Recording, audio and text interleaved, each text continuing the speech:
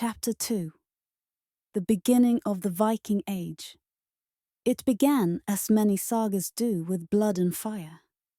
In the summer of 793, monks on the island of Lindisfarne went about their prayers. Their stone monastery had stood for generations, a beacon of learning and faith off the coast of Northumbria. The sea was calm, the tide low, until the longships came. Black sails, dragon prows, men leaping ashore with axes and spears. The monks had no walls, no soldiers. The Norse fell upon them with speed and fury. Some were slain, some carried off as slaves, and the holy place was stripped of gold and relics. To the Christians of England, it seemed as if demons had risen from the waves. To the Norse, it was a raid like any other, quick, brutal, and rich with reward. Why they came? Why did the Vikings set sail? Perhaps it was hunger, for their lands could not feed all their sons. Perhaps it was ambition, as chieftains sought glory and silver to bind men to their course.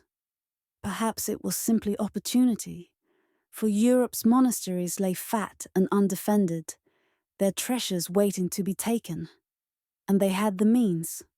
The longship, fast, shallow-keeled, able to sail rivers as easily as seas.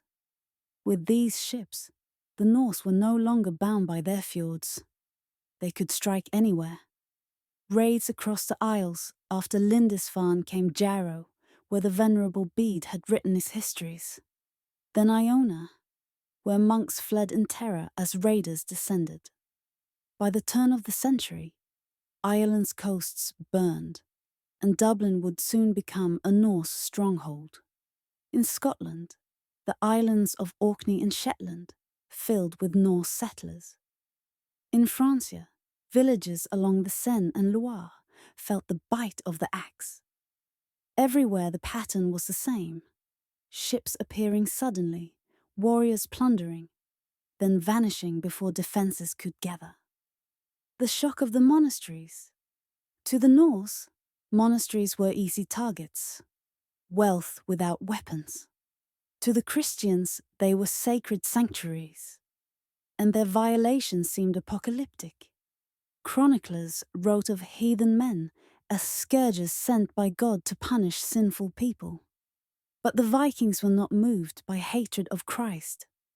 They sought silver, slaves, and renown.